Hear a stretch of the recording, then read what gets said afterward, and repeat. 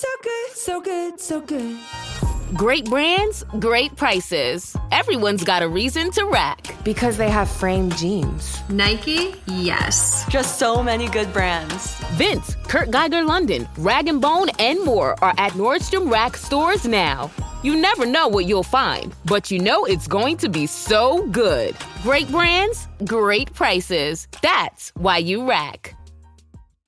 Every cup of Nespresso coffee is an invitation to transform your morning routine into a ritual you can treasure each and every day. Using the Virtuo Pop, a simple touch of the button freshly brews bold aromas and a rich, velvety crema layer for delicious cafe-quality coffee at home. Whether you enjoy your coffee hot or over ice, every sip, every morning is unforgettable. Nothing tastes like Nespresso coffee. Visit Nespresso.com or our app to explore our full range of easy-to-use machines and coffees not found anywhere else.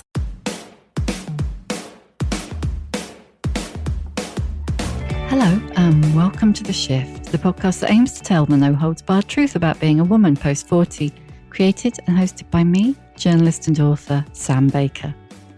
I first encountered today's guest back when I was editor of Red magazine, and for some reason, I went to an Oprah convention in Atlanta.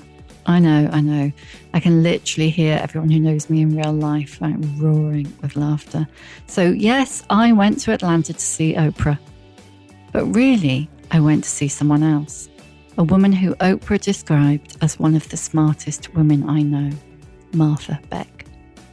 Martha is a Harvard-trained sociologist and life coach who was Oprah's no-nonsense agony aunt on O magazine for almost 2 decades. She has not one, not 2, but 3 degrees, as you do, and is the author of 10 best-selling nonfiction books, including Steering by Starlight, which regular listeners might have heard Lindsay Nicholson raving about on a recent episode. And it's not just me, Lindsay and Oprah. Martha is beloved by such self-help luminaries as Elizabeth Gilbert and Glennon Doyle. Her new book, Beyond Anxiety, could not be better timed. My PhD dissertation was on the conflict that women experience in this split situation where our biology and some of the culture tells us that we have to do what women have done for ages and ages, have children, take care of the sick, the old, the young. And then the other half of the world is the anxiogenic world that says, go to work and sit under fluorescent lights and get a promotion and leave your kids at home. Martha joined me from her home in Pennsylvania to give us all a massive pep talk on how to manage our anxiety. We also discussed surviving the 3 a.m. panic spiral, why she only got a handle on her own anxiety at 60, being a late blooming lesbian, and what she's learned from parenting at 20 and 60. And frankly, a whole lot more. We could have talked for hours.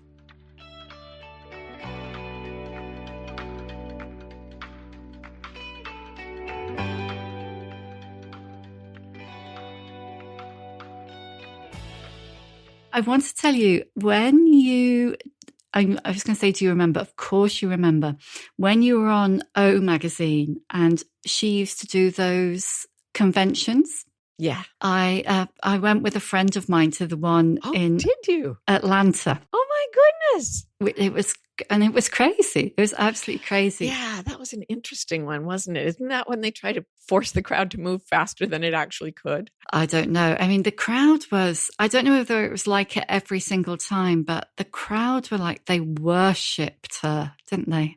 I once was standing at the back of an auditorium when Oprah walked in, and a woman in front of me had a heart attack. I believe when it. Oprah walked in.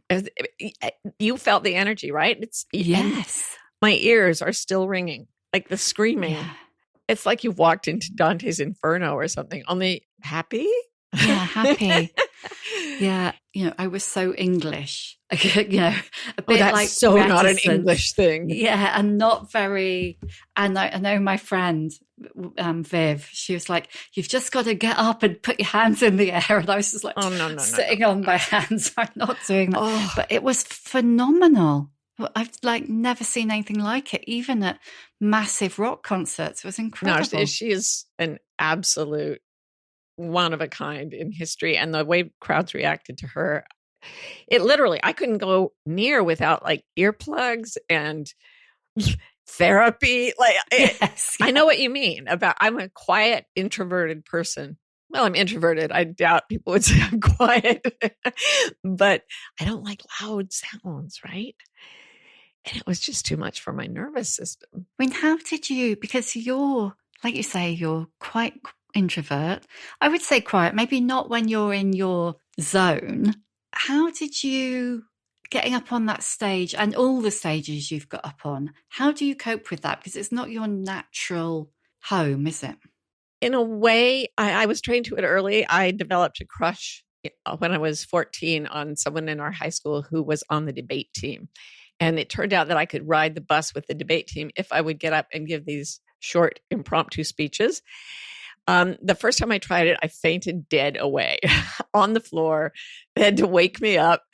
And they said, "Do you want to just quit?" And I was like, "No, that's the worst that could happen, really. So I might as well go on." And after that, like the worst that had happened. So in this weird way, speaking became a different mode for me where all the stress would go away. And actually, when I had my brain mapped in like the 90s, they left me in front of this computer with nodes all over my head. And they said, make this line go down. Make your stress go down. This line on the screen will go down. We don't know how or why, but if you sit here long enough, something in your brain will learn how to do it. So I sat in front of the thing for like 10 hours and I was noticing when it came down and it just made no sense. I would meditate, didn't go down. I would think happy thoughts, didn't go down. Then I started thinking about public speaking and it flatlined.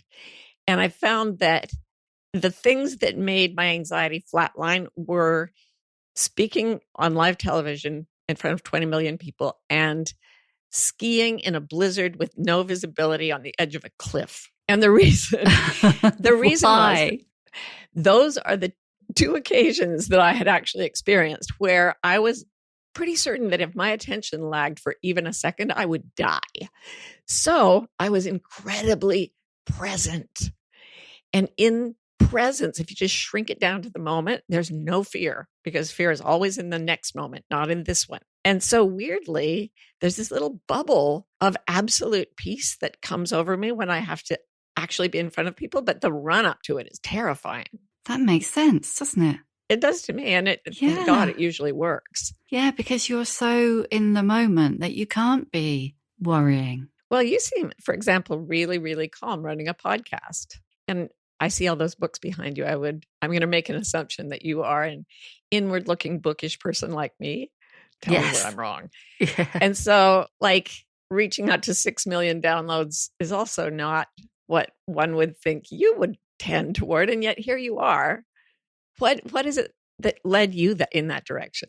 I think what I like about podcasting is it's an audience of one. So you might have, 3 million people might listen, but it's a one-to-one conversation. And also, I like listening, and I think, and you do a podcast too, so you know that listening is really important. But also the person has not much choice but to speak to you. So, throw me in a room with a load of people I don't know. Oh my God. I can't hell. do that. It is hell on earth. And I will literally lap the room and sneak out. The idea of just walking up to someone and going, I can't do that. But put me with a complete stranger in this situation and it's not a problem at all. Isn't that strange how our psyches segment different situations? And in some we feel intensely anxious and in others we don't. And it doesn't always make logical sense. But I think we're all like driving this strange thing called a human nervous system. And we're driving it through some unfamiliar environments. We no longer live in nature like we used to.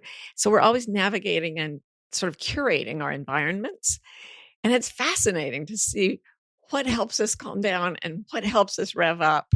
And I think everybody has to be different, but the observation of one's own state is what makes it possible. It's so, and I was reading Beyond Anxiety and listening to you talk on other podcasts earlier. And I was thinking, this book feels like it couldn't be more right for right now. Oh, thank you. Thank you. It honestly couldn't. But you must have been writing it, a year ago? more like maybe a year and a more. half. Yeah. And it must have felt really pertinent then. But now, oh my God, it's so much worse. Oh, it's so much worse. And I saw a few books that came out right after Trump's first administration, and they talked about how we got rid of him. And I thought these books are coming out as he takes office for a second time. And I was really glad that something kept me from doing that at the end of this book. Instead, what I started writing about were self-forming resistance movements that seem to arise in very, very hostile human environments, and how being in your true nature and not afraid allows you to find those fractal forms of calm and peace and sanity in an insane time, because this is a really insane time. Yeah. I mean, it feels to me that we're a long way off that at the moment, forming any kind of coherent thought. It feels like, I mean, you write in the book, which maybe we should talk about anxiety more before we get to this really, but you talk about collective anxiety versus individual anxiety. Yeah. I mean, we live in what's called, I love this word, an anxiogenic society. So, it used to be that the newspapers and then the TV reports knew that if it bleeds, it leads, right? If there's something horrifying, shocking, enraging, they're going to put that first because it gets a lot. Our nervous systems are geared to focus on that. We should not be ashamed of this. It's evolutionary. There's nothing we can do about it. But now the internet has taken that. And the internet, the algorithms tend to grab, they don't tend to, they grab information about what focuses you most, and then they give you more of that, or that with greater intensity. So now, if you scroll online, you'll see a lot of inflammatory things because that's what gets engagement. That's what gets attention. And then if you stay on that inflammatory information, you will be given more in quantity and more in quality, more horrifying, more enraging. And it actually has a circular effect on the nervous system where you feel these intense negative emotions because you see this information. Then the information source picks up on the fact that you're focused, and it increases that, which puts more anxiety, more horror, more outrage into your brain again. So I believe that one of the reasons anxiety is skyrocketing, and I didn't see this research until the book was already published, or I would have put it in. But I just recently have been reading sources about how our brains actually seem to be interacting with social media and public information in a way that makes everything spiral toward anxiety all over the world, all of us together. It's really quite terrifying.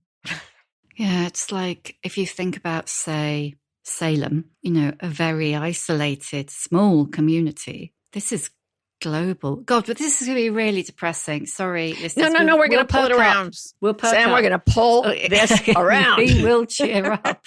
No, I mean, I think we need to say how bad it's gotten, because to lie to the people about how bad it is to lose their trust. And I do believe, even though information is exaggerated, distorted, and selected, I still think that there's a reality there where we have to say, wow, this is unnerving. So how do we cope? I remember I did 8 years of martial arts classes.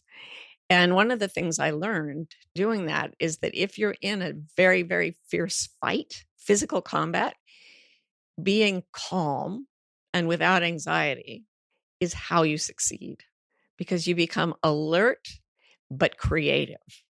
And that's what this whole book is about. My basic premise, and the reason I think this book is different from other books on anxiety, is that I'd been doing research on creativity too. And I looked at the neuroscience of anxiety and then the neuroscience of creativity and realized that physiologically it looks like a mirror image.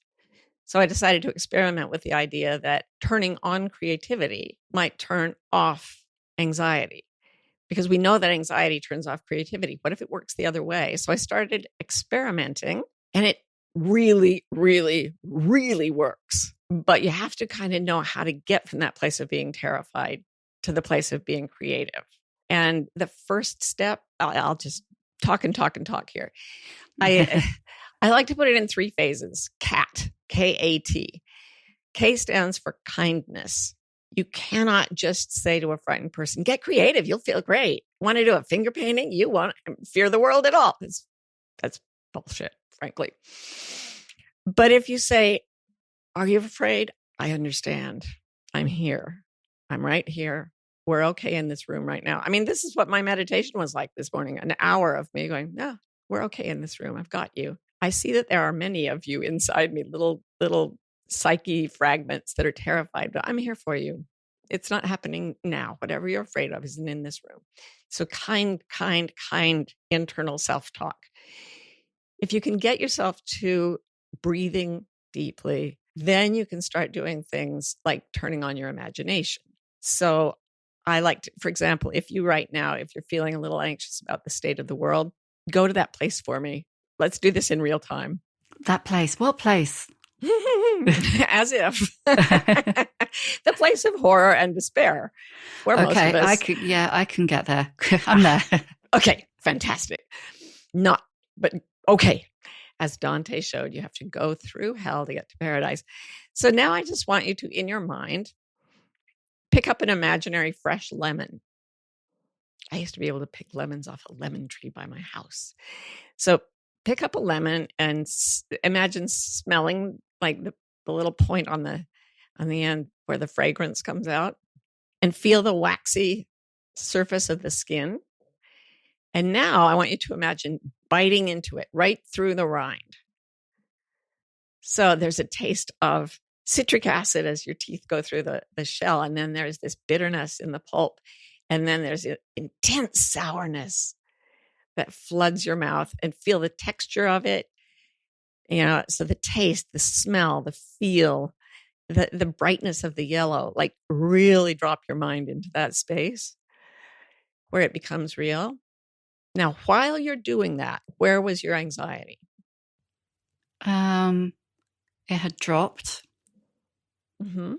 Probably down to my stomach. Probably. Okay. Fantastic. Was it less overwhelming when you were imagining the lemon? Yeah, I think so. But I was really worrying about doing it right because I'm that girl. Oh, yes. So many of us are that girl or that boy or that person with no gender or both genders or anything you like is fine with me.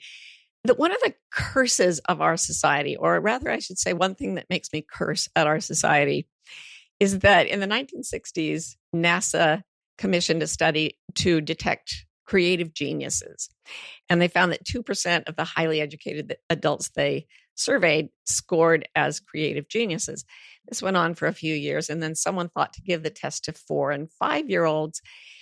98% of them scored as creative geniuses. What the hell happened in the meantime? Culture, society, the school system, which is expectations and demands, and the number of women who I speak to for this podcast who, when I ask them at the end about their emotional age, say they feel very in touch with their very young self in a way that they haven't in the bit through the middle. That's so interesting. Yeah, in the middle, we actually have to go numb to what we're really experiencing. So they take these little 5-year-old geniuses, put them in a school system that was created during the Industrial Revolution to make factory workers out of us all, and then punish them or shame them if they don't do exactly what you say, and have to do it very, very well, and make sure they're ranked against each other so they don't play together, which is the natural thing for kids to do. Like, the system is, it seems, custom made to dehumanize us, and it strips our creativity away. And that's why I think one reason anxiety disorder is rising incredibly fast and is at a larger percentage of the population, and a very large population, than it's ever been. We live in a society that steals from us our natural environment. It could not be more different from what we evolved to experience, the village. So what made you want to study anxiety? Well, I'd written a book on integrity, because my belief is that if all of you, your thinking, your behavior, everything, is aligned with your deepest sense of what is true and real, you don't have psychological suffering.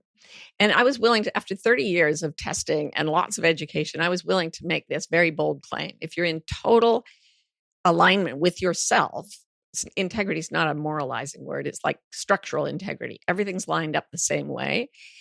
You don't experience psychological suffering, period. So I had all these readers come back and say, well, I've got myself I'm very much in my integrity, but I'm always afraid.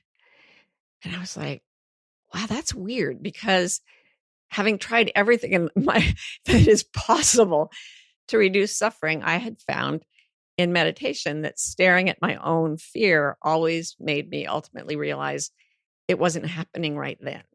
And therefore, being afraid, for example, of death was a kind of lie, because I wasn't facing death at that moment.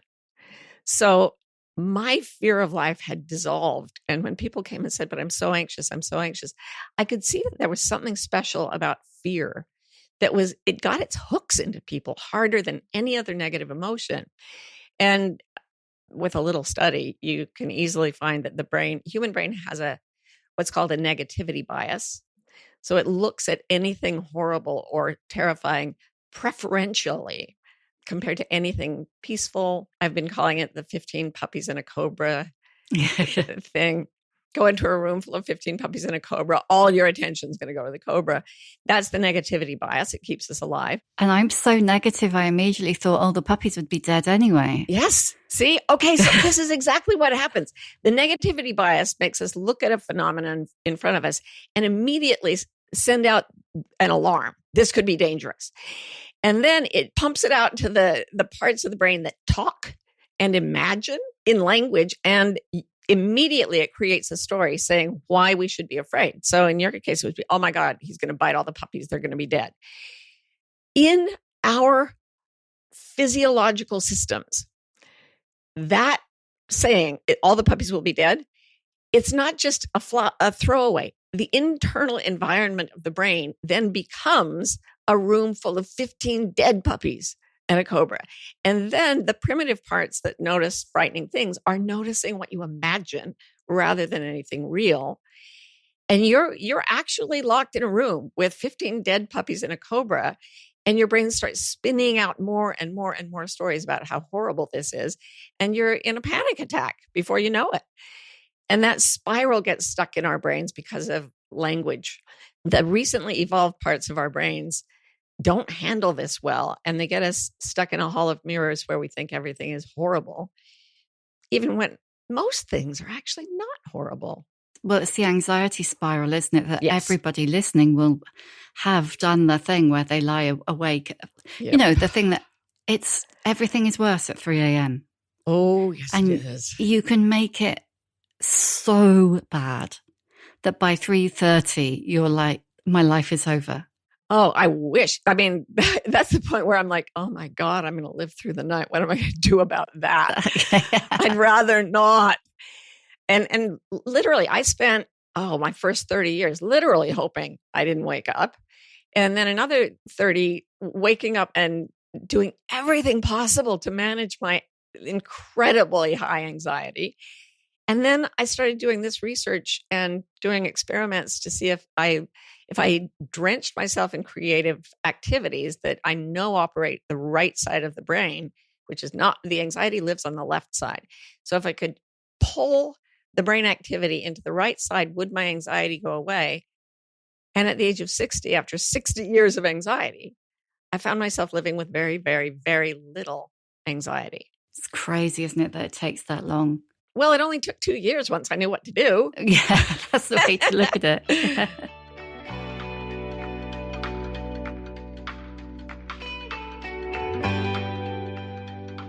This episode of The Shift is sponsored by Shopify. Is it just me, or does it seem like everyone is either starting a side hustle or becoming their own boss? And you know what they're hearing a lot? It's the sound of another sale on Shopify, the all-in-one commerce platform to start, run, and grow your own business. Shopify is the commerce platform revolutionizing millions of businesses, big and small, worldwide. Whether you're selling jeans or juice, books or blusher, Shopify simplifies selling online and in person. Covers all your sales channels from a shop-front-ready POS system to its all-in-one e-commerce platform. It even helps you sell across social media like Facebook, Instagram, and TikTok. And it's full of industry-leading tools that give you complete control without having to learn new skills like design or coding. And thanks to award-winning help and with an extensive business course library, Shopify is ready to support your success every step of the way. What's lovely about Shopify is that no matter how big you want to grow, Shopify will be there to empower you with the confidence and control to take your business to the next level. It's time to get serious about selling and get Shopify today. This is Possibility, powered by Shopify. Sign up for a £1 per month trial period at shopify.co.uk/shift, all lowercase. Go to shopify.co.uk/shift to take your business to the next level today. That's shopify.co.uk/shift.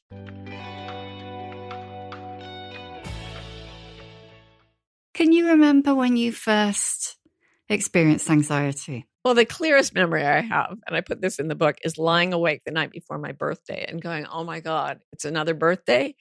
And what have I done? I have achieved so little. I have not made the world a better place yet. I haven't helped enough people. I was turning 4. So I remember very distinctly being 3 still for a day and just verklempt with anxiety. Where did that come from? Did you live in an anxious household? Oh, yes. Very, very anxious. I think I came from a very neurodivergent family. 10 people, 7th of 8 children, sort of crammed into a very small house, living a millennial religion where we were told that the end of the world and the rapture and Jesus was coming on Thursday, and you weren't going to rise into the air if you'd been bad. Yeah, it was not, it was not a calm family. But then everything, the fact that I learned to read really young, even reading forces us into the left side of the brain and it tightens the focus of the eye. And those two things are part of the fight or flight, what's called the defense cascade. And so I was developing a more highly attuned, anxious brain, even as a small child. I've raised 3 adults. I have 1 little one now because I'm a late blooming lesbian with a younger wife, but 2 with what's called typical neurosystems and 1 with Down syndrome. And I can tell you for sure that my son who has Down syndrome is more present and more relaxed and less anxious than anyone else I've ever met. Unfortunately, my other 2 biological children got my genes. So we're always just, how are you? Terrified. How are you? Terrified. Yeah. And how different is it for you? We're leaping around all over the place, but that's I good. love it. Yeah, that's my favorite way to do it. How is it bringing up the 4th child at this life stage compared to the previous ones? Because you were in your 20s when you had the first 3, weren't you? Yeah, young 20s. So I was raised Mormon, like a good Mormon girl. I started popping out babies when I was 22. Yeah, raised those 3 probably really, really badly. I thought I was doing great because I was never violent and I loved them desperately. But I was so anxious. My first child was born. I thought, this child will never be away from my heartbeat. I strapped her in one of those baby Bjorns to my chest where she could hear my heartbeat and my lungs, trying to make her feel like she hadn't even left the womb, really. And now we talk about it, and I realize I was strapping her to a massive fountain of anxiety. Yeah, so she was literally absorbing your tension. Yeah. And this may be too much information for our listeners, but she teethed very early. She got her first tooth at only 3 months. And I was still feeding her in nature's way, and she chomped on. And I gave a whoop, and that child would not eat for 2 days. And the look on that tiny face was that she had fully understood that somehow she'd inflicted pain on me and that she was terrified that it would happen again. She was 3 months old. But the thing about a brain, like most humans, is that our intellect and our capacity to empathize and imagine is so enormous that even as very tiny things before we even understand language, we've absorbed a lot of anxiety and produced a lot of anxiety of our own. We're a messed up species. We really are, aren't we? And well, we don't want to go back to where we were at the beginning, but please not getting any better. How did you get from good Mormon girl popping out babies to late blooming lesbian with a little girl? Oh, yes. And an amazing life coach self-help career. Yeah, well, I was raised in Utah by a very, very prominent Mormon family. And I was very ambitious, even as a kid. And I found a way to apply to Harvard. And when they let me in, I didn't apply to any other schools because I didn't have the money for the application process. I think I forged my parents' signatures on the application. And I got in.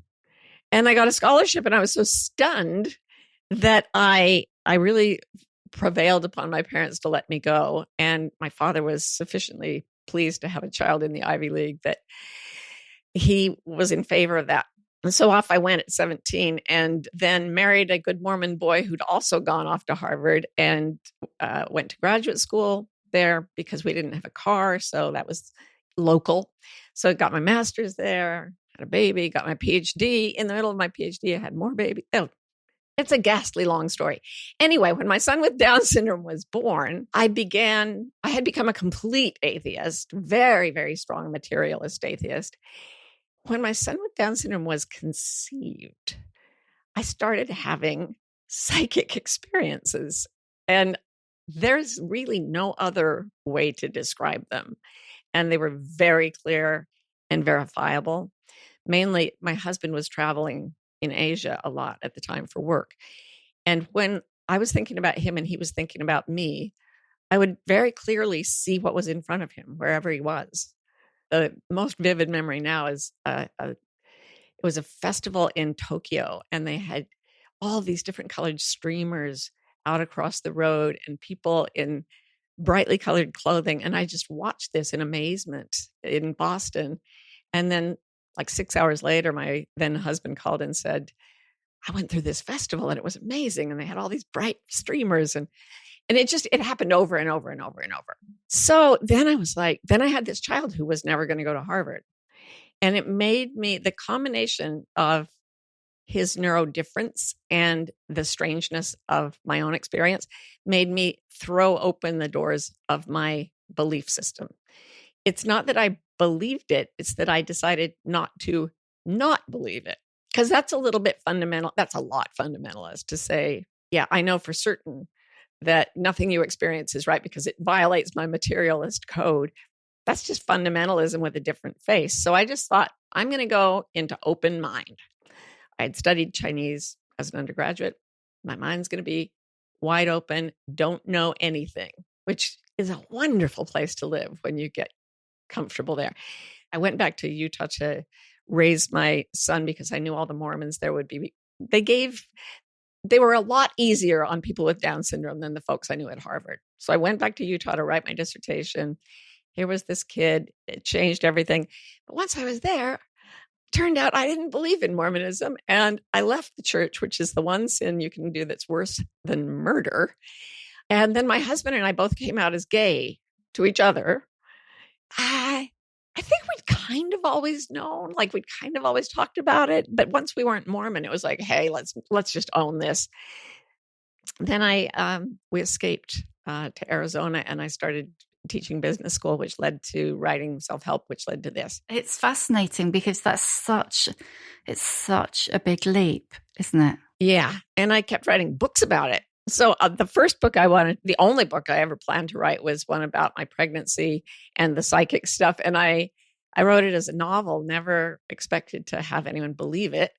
But my editor was like, we'd become friends. And she said, this is all what happened to you. And I said, I know, but I can't say that.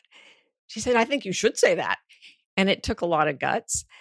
And then after I left Mormonism, I wrote a book about that, which got me death threats and, not well. Well, it was terrifying. And I had to face, when you get a death threat and you read it, it's so easy to say those two syllables, death threat. But when You've got something coming into your fax machine in the days of faxing, and it says, I'm going to drag you behind a truck until your limbs come off. And you don't know who it's from. And then you go walking around and you don't know who wrote that. And then you get more than one and more than 10. And it is prime territory for anxiety to develop. Let me just say that. Well, that's what I was thinking. I was thinking, here you are, this really anxious child, and yet you've done an anxious adult, but you've done really, I don't know, maybe brave isn't the right word. I think the thing is sometimes we use the wrong words. So for instance, like I feel like we don't know the difference between fear and anxiety. And then we use the word brave, and is brave the right word? But I can't think what the right word would be.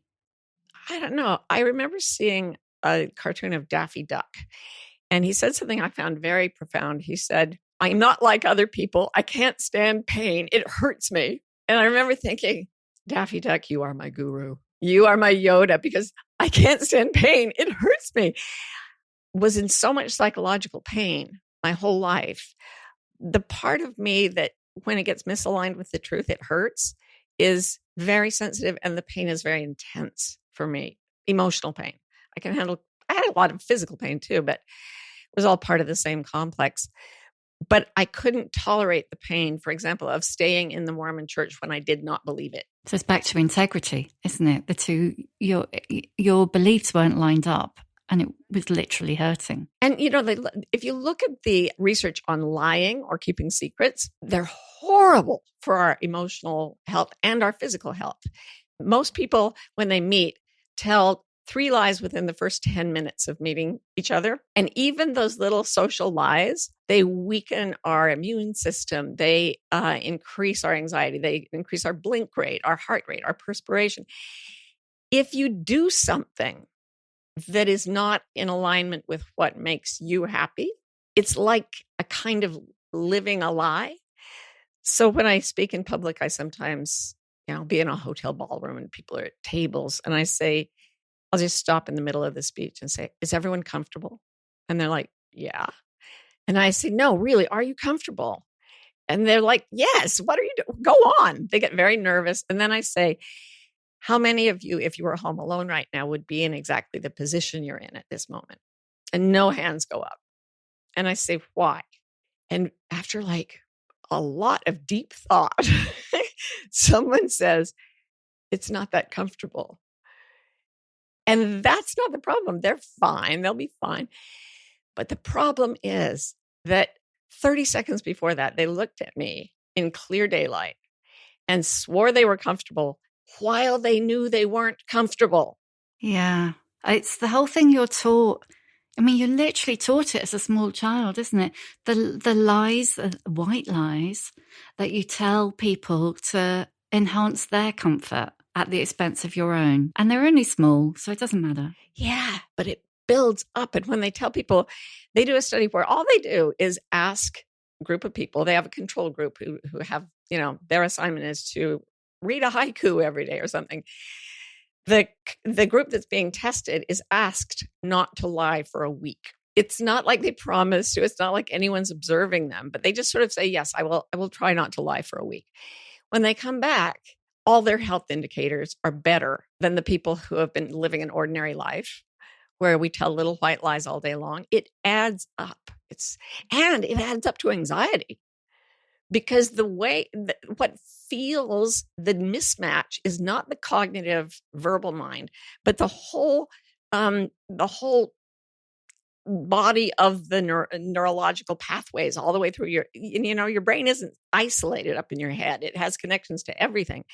So where you feel the stress and the pain when you're just being polite and social is not in your speaking mind, but in the rest of your body, which will tense up and start to grip and start to forget things and want to run away.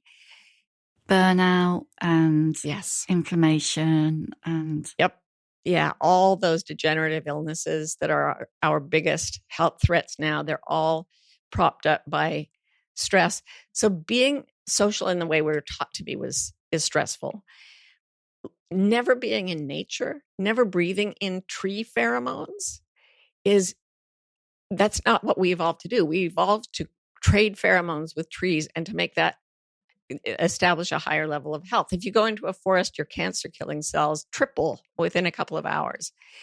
There are just all kinds of things we do that aren't part of our true nature. And every one of those makes the body, the animal of the body, is frightened the way a wild animal would be if you shoved it into a tractor trailer and slammed the door. And we have to get back. I was gonna tell you my 3-step thing. The first thing I said was KAT. First thing is kindness. God, that was ages ago. I know, that was like 25 hours ago. You're kind to the frightened animal inside you. And you don't have to know what scares it. Just say, I see you're frightened. You don't have to stop being frightened. See, because when people talk to me about anxiety, they say, I want to bring it down. I want it gone. I want it to go away. I will take medication. I will do anything to make it just disappear. But it's a creature. And if you let a creature know that what you want is for it to die and go away, that does not decrease its fear. It increases the fear. So instead you say very kindly, you get to feel exactly the way you need to feel. You can be as anxious as you want. I'm right here.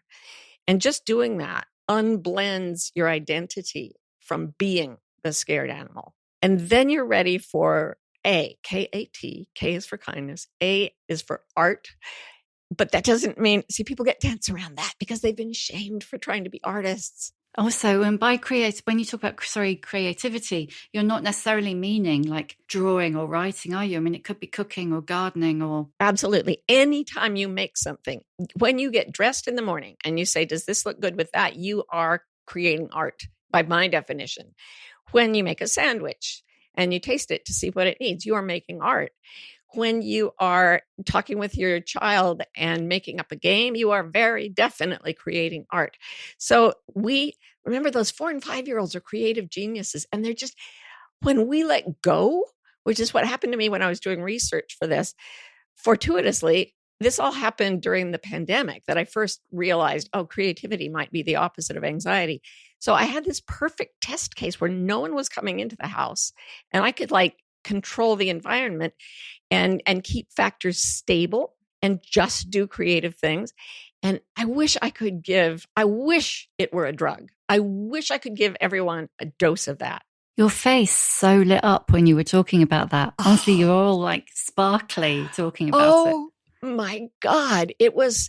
I've never done a ton of drugs or alcohol. I barely handle any of those things after my childhood. But as I said, if I could have a drug that made me feel like this, I would be on it. I would give it to everyone. As it is, I don't need a drug because I know that if I do things that are creative without any shame, like I did drawing and painting because that's what I love to do, but I didn't do it to keep the drawing. I didn't do it to keep the painting. All my creativity had dried up when I was trying to show it to people. But when I started doing it to observe the change in my brain and just throwing pictures in the corner or throwing them away or using them as kindling, this pure and absolute joy just flamed into my nervous system. And I was going to do it for a month and I could not stop.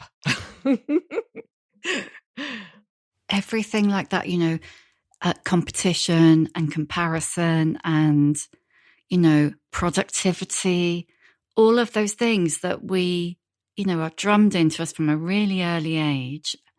They're all the opposite of what you've just been talking about. Yes. Yeah. We live in the most anxiogenic culture in human history. It is so mechanized. It is so desiccated and just drained of its life force. And we walk around thinking, going into an office building to sit under fluorescent lights and pretending we're comfortable or that we can tolerate it because we have to. And I don't think we have to. I mean, yes, let's go back to the beginning where we were talking about how chaotic and crazy the world really looks right now. My PhD is in sociology. My master's and PhD are both in sociology. So I am very, very aware of what usually happens when you get this set of conditions that are now present in the United States. And it does not go well. But on the other hand, it's not an inevitable slide into hell. It is the disruption of all the social systems. And the first stage of any act of creation has to be the destruction of the existing order. I'm not saying I want things destroyed, but in chaotic times, when structures break apart, we are perforce we are asked to call upon our creativity just to figure out what to do next instead. And with the tools like the internet and the knowledge that we have and the technology we have, there is more opportunity for us to create something positive, even given this disruption, maybe even because of the disruption. We have the opportunity, if we get creative enough, to build something even, I hope, much better than what existed before everything went to hell in a handbasket. I agree, but I remember thinking during lockdown, we don't have to go back to the way it was. Yes. We can take the good things from lockdown forward, and we didn't. We just went running back to the so-called safe place. So, one thing I used to show companies when I do consulting for companies, and I used to show them this 6-minute video of a tsunami hitting the city of Sendai, Japan. Somebody just got his camera out and filmed the whole thing. And it goes on, you see a city, then there's water up to your ankles. Oh my, then there's water up to people's knees. It's now getting into the storefronts and, that's going to cause some damage. And now it's up to now cars are starting to float. And it seems to take a long time, but in 6 minutes, the entire city, at about 5 minutes, you see this weird dust rising up from the city. And then you realize all the buildings have come off their moorings and they're all being swept away. It's terrifying. And that's just one wave. It comes in for 6 full minutes and boom, no more Sendai. And I watched this over and over thinking, as a sociologist, this is what I think is going to happen to our society because it's on a collision course with itself. It can't keep going forever. You know how Facebook or whatever, YouTube will give you a related video? I pressed repeat, and instead what came up was a surfer catching a 74-foot wave. So it was a big surf wave competition, but this was a super wave, over 7 stories tall. And here's this man, naked except for a pair of shorts, on a board in the middle, and he's up on the top of a wave, and he's so tiny, he's this speck. And then he turns and goes down the vertical face of this wave, and then it breaks over him like the wrath of God. And you just think he's dead, he's dead, he's dead. And then he shoots out of the foam, whooping, still on his feet. And I watched that again and again and again.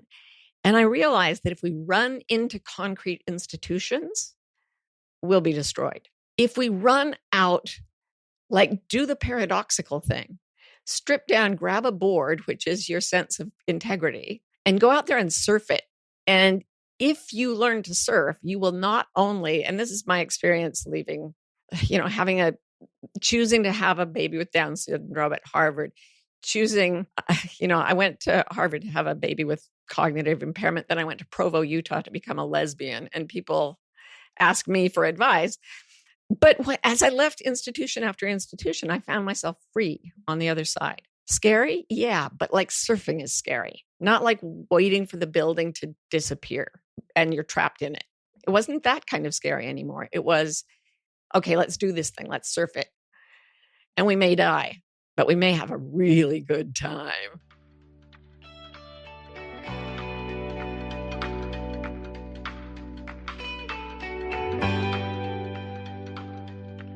It's time to rewrite the vacation rules. With Royal Caribbean, your family can look forward to just about anything.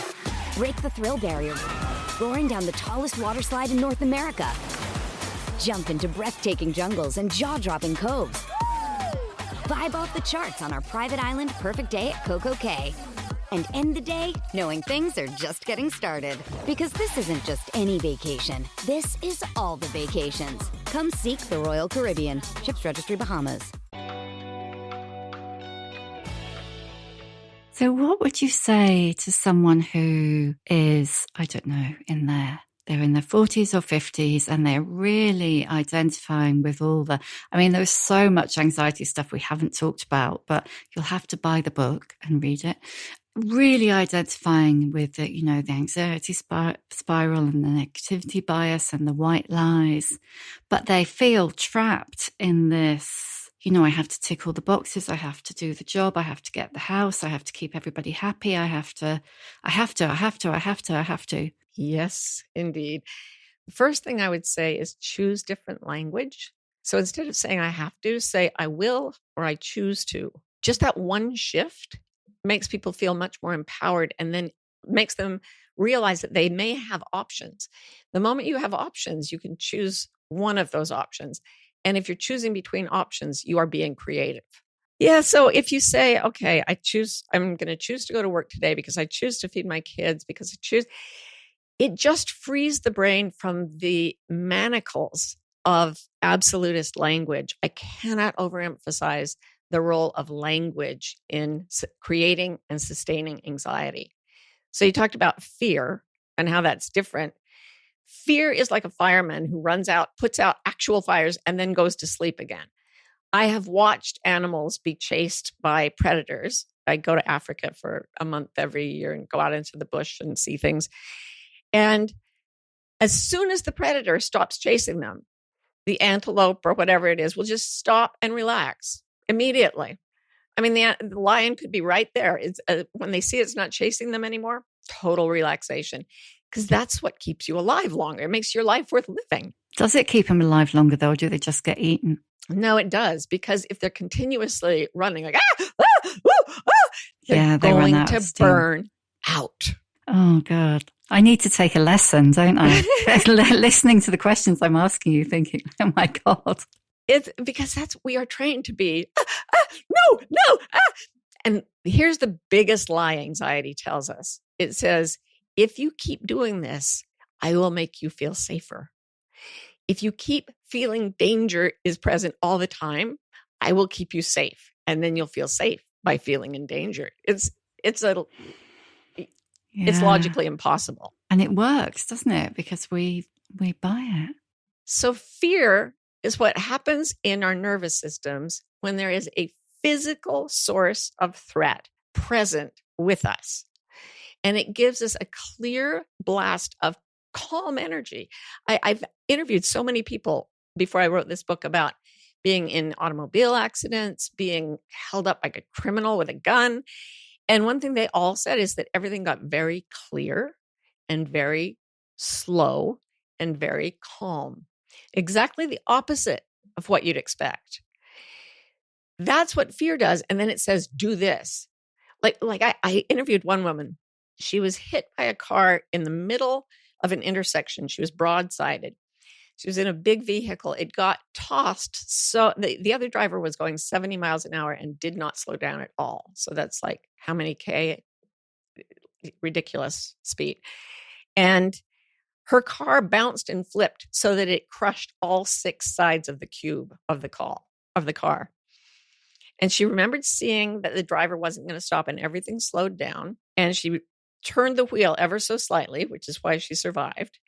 And then as she was going through the air, she had her seatbelt on, but it all slowed down so that she, without thinking, grabbed her cell phone while the car was turning. And then she came to rest hanging upside down by her seatbelt, but her phone was in her hand. And it hadn't been when the car struck. That's the miraculous, benevolent thing we have called fear, real worthy fear. We almost never need it. Anxiety is that fear turned up to maximum and left on all day, all night, our whole lives. It's like running your electricity at full volume all the time. It's just not the way we're meant to live. I feel really sad that I haven't got much more time to ask you millions of questions. I've got so much to ask you. I just want delicious free coaching, Martha. Okay, let's do it. I love that stuff.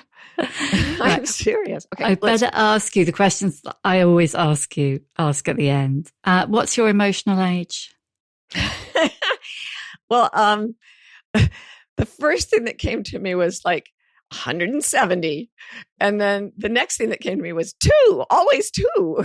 So, hey, let's just settle that time is not linear. At the speed of light, time stops. Maybe part of us, maybe consciousness travels at the speed of light, and we were all our ages, none of our ages. Are there some ages you wouldn't want to be, though? I could if I were without anxiety. Yeah. I don't think I'd go back and relive it the way it was, but if I could go back with the tiniest bit of wisdom, I still wouldn't. No. 2 or 170. Yeah. Give us a book recommendation. The book I Am That by a man named Nisargadatta Maharaj, Nisargadatta.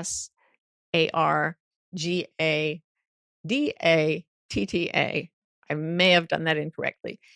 Nisargadatta Maharaj, who was a little man who ran a smoke shop in Mumbai and one day awakened in the Buddhist sense, and then still kept living above his little cigarette shop, talking to people who would come and ask him about what was true from his enlightened position. It's just, I Am That, the book, is just a transcript of all these conversations he had with people. I found this book in a guest room when I was staying with some friends. I couldn't leave it there. I stole it. And then I mailed them another copy because as soon as I started to read that, everything in me lined up. Yeah, I won't say more about that. It's a mystical book, but if it doesn't ring the chime of truth within you, I'd be really surprised. And it's incredibly comforting. What advice would you give younger women? Oh my God. Everything they've told you is a lie. That's what I'm saying. The first thing. You will not be happy staying home to take care of your kids. You will not be happy skipping the kids to go to work. You will definitely not be happy combining work and children. And there's no way you can really skip them all. So that's really depressing. It's not untrue, though. It's not untrue. That was my PhD dissertation was on the conflict that women experience in this split situation where our biology and some of the culture tells us that we have to do what women have done for ages and ages, have children, take care of the sick, the old, the young. And then the other half of the world is the anxiogenic world that says, go to work and sit under fluorescent lights and get a promotion and leave your kids at home. It's a horrible, horrible situation for women. And I interviewed like 300 women deeply about their whole lives. And here's what I found. There was a small number, about 10%, had experienced so much stress trying to meet society's demands on them, needs that are contradictory to each other, that they had actually had a sort of split with socialization itself. And instead of referring to the people around them for a sense of meaning or direction, they went inward and they looked for anything inside them that felt completely true. And then they began doing the things that they wanted to do from that place. And they began relatively ignoring the feedback that came from culture, all sorts of, from families, from churches, from nationalities, ignoring that to go within. And I looked for it in the sociological literature and it wasn't there because it's not a social phenomenon. It's actually a mystical phenomenon. And our culture doesn't credit that with anything. But I think most of the young women may not have found that yet.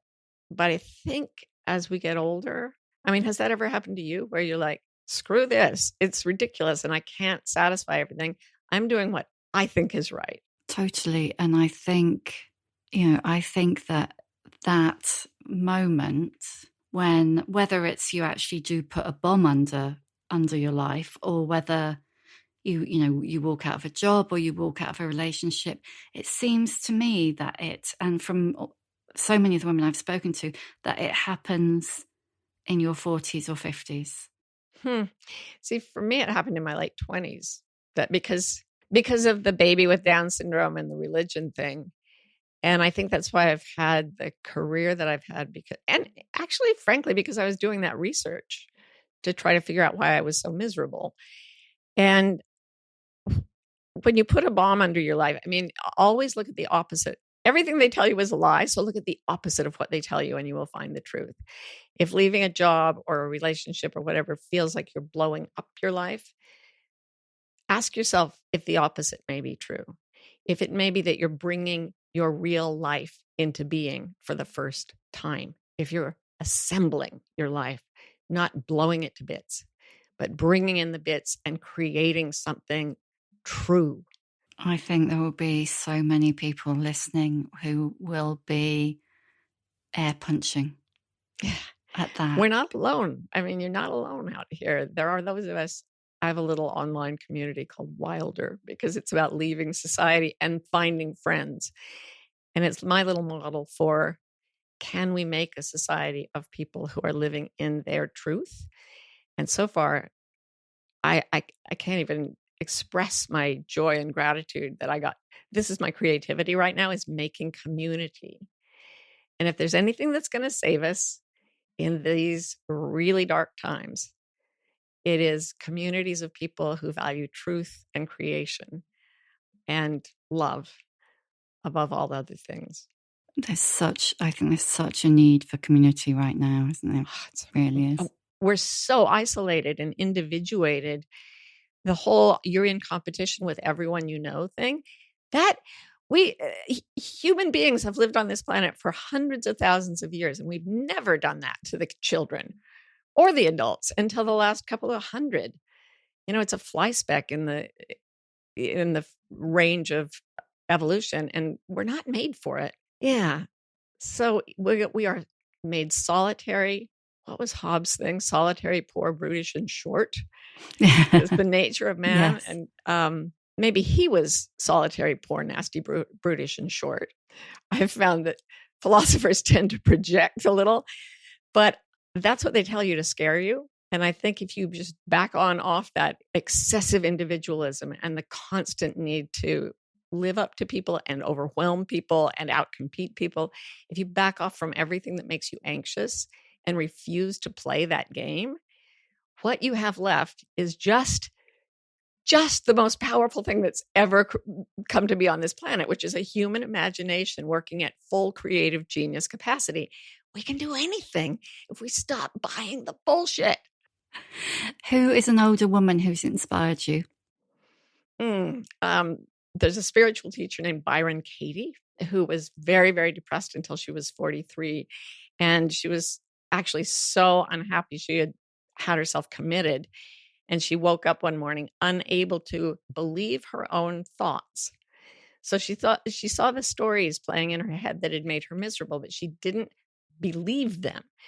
And because she was conscious and not believing her stories, she went into a state of rapture, of complete bliss. And she started to question all the stories that made her unhappy. And so her first book is called Loving What Is. Byron Katie, she goes by Katie. I got to know her and spend time around her. And she's one of the very few people I can say is absolutely, in my view, walking the talk and knows how to set herself free and knows how to help other people set themselves free, though we can only do it for ourselves. So check out Byron Katie. She's amazing. What's your superpower? My superpower is that I have really, really strong ADHD, and I can only focus on what interests me, but I can get really hyper focused on what interests me. And that means that I'll claw my way through a wall to get to something I'm interested in and really, truly not care about stuff like, money. I just get interested. What are your sales figure? I don't know. Talk about your book. You mean the one I'm writing now? No, the other one. I did that. Yeah, that's my superpower, ADHD. Yeah. And last one, how many fucks do you give?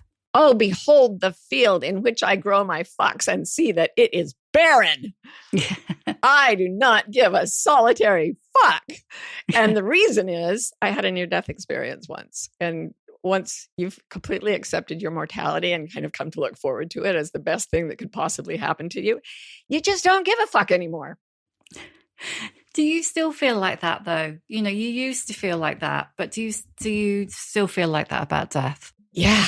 Oh, I couldn't I couldn't leave that moment. You can't. One of the things they don't tell you about near-death experiences is that you feel this absolute inexpressible joy. But then when you come back, there is like a year of hardcore depression, grieving, because you want to go back so much.